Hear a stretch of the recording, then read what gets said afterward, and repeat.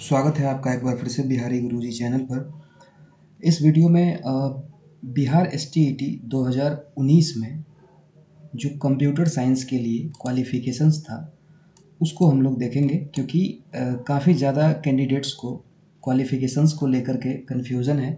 कि 7th phase का जो अगला बहाली होगा जिसमें एसटीईटी कंप्यूटर साइंस के कैंडिडेट्स शामिल होंगे, वो आखिर उस क्वालिफ़िकेशंस के साथ एलिजिबल है कि नहीं, जो क्वालिफ़िकेशंस उनके पास है। तो डिटेल में हम लोग जो है सीरियली देखेंगे अलग अलग करके कि कौन कौन सा क्वालिफ़िकेशंस जो है एलिजिबल था नोटिफिकेशन में।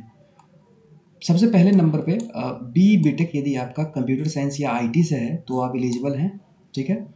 दूसरे नंबर पे एमएससी सीएस या आईटी से आपका है तो भी आप एलिजिबल होंगे। तीसरे नंबर पे है आपका एमसीए यदि आप किए हुए हैं तो भी आप एलिजिबल होंगे।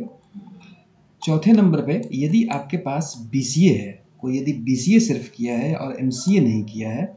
तो उसको क्या चाहिए कि बीसीए के साथ यदि पीजी डिग्री किसी भी सब्जेक्ट में आपका हो यदि, तो आप एलिजिबल हो सकते हैं BCA plus PG in any subject, ठीक है। ये बीसीए से रिलेटेड क्योंकि काफ़ी ज़्यादा लोगों का कन्फ्यूज़न है, काफ़ी कैंडिडेट्स का बीसीए के साथ आखिर क्या क्या क्वालिफ़िकेशंस चाहिए, तब आप एलिजिबल हो पाएंगे। पाँचवें नंबर पे है आपका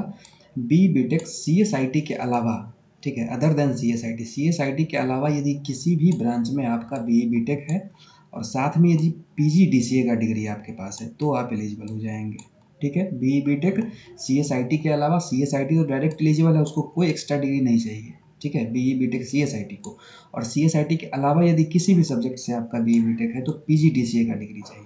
ठीक है। छठे नंबर पे है आपका पीजी, यदि आपके पास किसी भी सब्जेक्ट से आप पीजी किए हुए हैं, ठीक है, सिंपल आप पीजी किसी भी सब्जेक्ट से किए हुए हैं और साथ में यदि आपके पास पीजी डीसीए है तो भी आप एलिजिबल होंगे, ठीक है।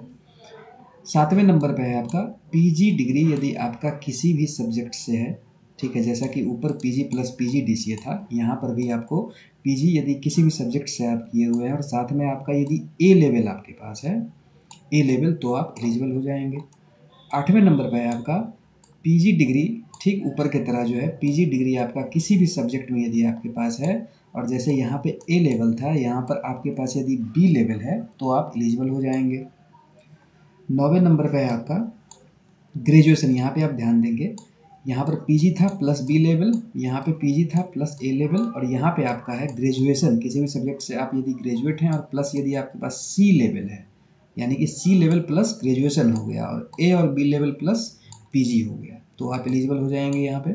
और 10वें नंबर पे है आपका बीएससी यदि सीएसआईटी से है आपका और प्लस साथ में पीजी है, किसी भी सब्जेक्ट से आप पीजी किए हुए हैं, ध्यान देंगे यहाँ पे आप कि बीएससी सीएसआईटी और या नहीं तो फिर बीसीए यदि आपके पास है या बीएससी सीएसआईटी आपके पास है तो साथ में आपको पीजी चाहिए ही चाहिए, किसी भी सब्जेक्ट में पीजी का डिग्री होना चाहिए, तब आप एलिजिबल होंगे।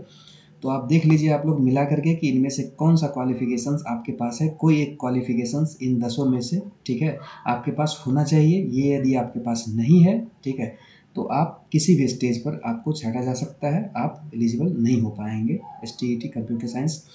7th फेज में बहाली के लिए। मिलते हैं फिर एक नए वीडियो में नए इन्फॉर्मेशन के साथ। Thank you for watching.